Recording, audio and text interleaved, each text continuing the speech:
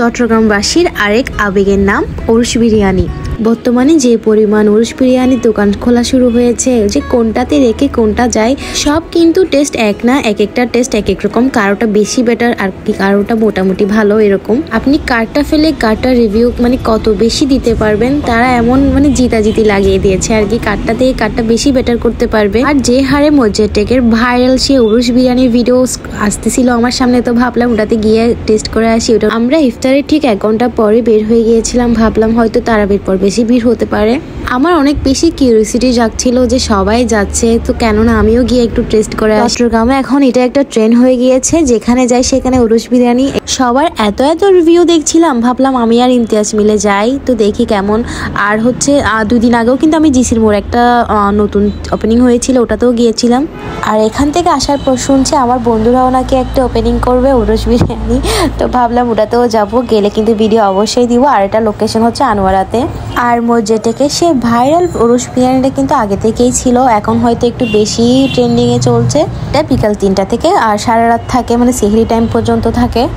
আর সবচেয়ে সুন্দর লাগছে হচ্ছে সবকিছু ওরা চোখের সামনেই করছে, কাটা বাছা বলে রান্না বলে সবকিছু লাইভ দেখাচ্ছে।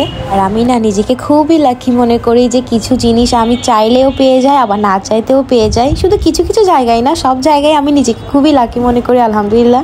আপনি যেভাবে জীবনযাপন করছেন সেটা অনেকের স্বপ্ন, তাই হতাশ না হয়ে শুকরিয়া আদায় করুন। আলহামদুলিল্লাহ। অন্যকে জেলাস করে কোনো লাভ নাই, সেটা হচ্ছে ছোট মানুষের পরিচয় দেওয়া। আল্লাহ যার রিজিকে সবকিছুই দিয়েছেন, কেউ কারো রিজিক থেকে অন্য কিছু কেড়ে নিতে পারবে না। মানুষ ঠকিয়ে জান্নাতের আশা ছেড়ে দিন, সৃষ্টিকর্তা দয়াবান কিন্তু ন্যায় বিচারক।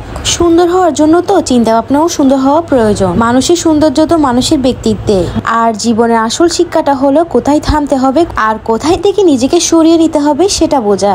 আর আমাকে যদি কেউ জিজ্ঞেস করে এত ঘোরাঘুরি এত খুশি থাকার রহস্যটা কি, আমি বলবো আমার জামাই, আমার হাজবেন্ডের জন্যই আমি এত কিছু পারছি।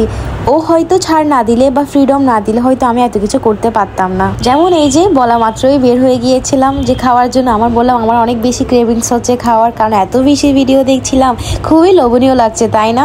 আসলে যখন সামনে থেকে দেখবেন না, তখন ইচ্ছা করবে একটা শেষ করে আরেকটা খাই। তবে এত বেশি থাকে, একটা খেলেই কিন্তু পেট ভরে যায়। আমার আর ইমতিয়াজের মধ্যে কিন্তু ডিল হয়েছিল যে আমি যদি মসজিদটেক দুইটা খেতে যাই, তাহলে তেলের টাকা তুমি দিব, বিরিয়ানির টাকা আমি দিব। ও বললো ঠিক আছে দিও, তাহলে আমি 2টা খাবো। কিন্তু এমন হয়েছে যে ও একটা খেয়েই কিন্তু একদম আর উঠতে পারতেছিল না। সবকিছু মিলাই কোয়ান্টিটি খুবই ভালো ছিল।